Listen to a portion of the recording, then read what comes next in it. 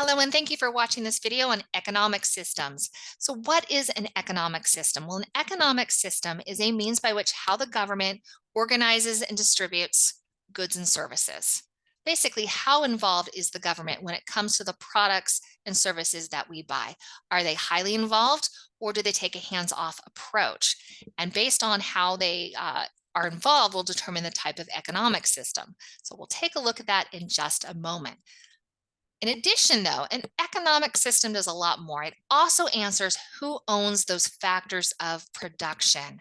So, those factors of production you learned about in Module 1, we're talking about natural resources, labor, capital, and entrepreneurship. Who owns that? Is it the government or is it we, the people?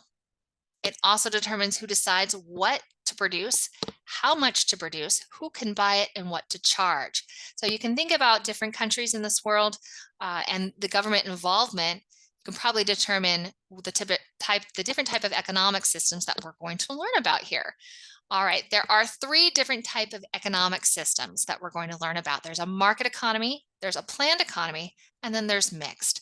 So in a market, it's market driven. We'll dive in deep here just a second, but market is market driven, no government involvement. A planned economy is very planned out. There's a lot of government involvement. And then the last one is mixed economy, and it's kind of a hybrid of each. So market economy. So in a market economy, the market is the determining factor. That's how you can remember that. Market economy, market drives those factors of production. Who owns that, right? And so in a market economy, a lot of the decisions on what to buy, what to sell, what prices, it's all done through this thing called supply and demand. We'll learn about supply and demand in a lot more in depth. I know most of you have that concept or have the basic concept down, but basically the government does not get involved at all. So a lot of the items that we buy, goods and services, fall under a market economy. Nobody's telling Chick-fil-A what to charge for their chicken sandwiches. No one's telling Chick-fil-A that they even have to make chicken sandwiches. And nobody's telling us that we can or cannot buy those products, right? So a lot of things that we buy every day fall under a market economy. Government's not involved. They don't tell sellers what to charge, and they don't tell us what to buy. Completely hands off. So there's two types of market economies. There's a competitive market and a free market. A competitive market is just there's a large number of buyers and sellers, lots of competition out there. And in a free market, which is also known as capitalism, the government does not get involved in any way whatsoever. So that is the very first economic system. The second type of economic system is the polar opposite. It's the one that's completely planned by the government. So we have a planned or command economy. That word is interchangeable depending on where you see it. So sometimes people call it, I've seen in textbooks, they call it a command economy. I've also seen it planned. So just know that that word is interchangeable. And really that economic effort is passed on by the government. The government has its hands in everything. It decides what to produce, how much to produce, what prices to be charged. It can even determine how much workers will be paid. So they're very involved in a planned economy. Two types of planned economies are communism and socialism. Now, the book doesn't really go into communism and socialism. I do want to distinguish between the two because while there are a lot of similarities, there are also a lot of differences. And so both communism and socialism are planned economies. Everything is planned out by the government. Depending on how that government came into place will then determine if it's socialism or communism. Simply stated, socialism has a democracy. And so you have a country, it's socialistic, they elect their leadership, their government, and then that government decides how to distribute those factors of production because they own those factors of production, right? Everything's equal.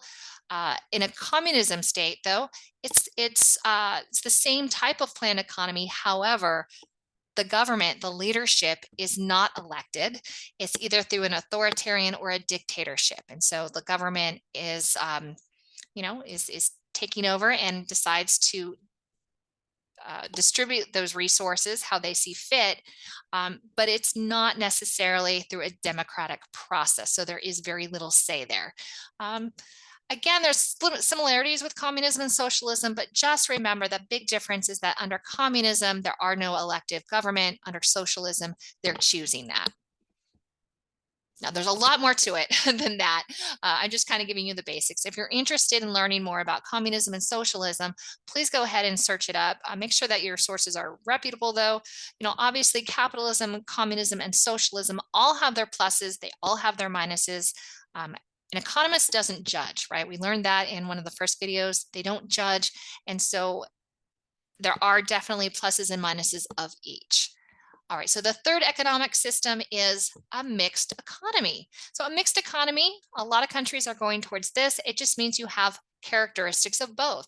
You have a free market and a planned market in one.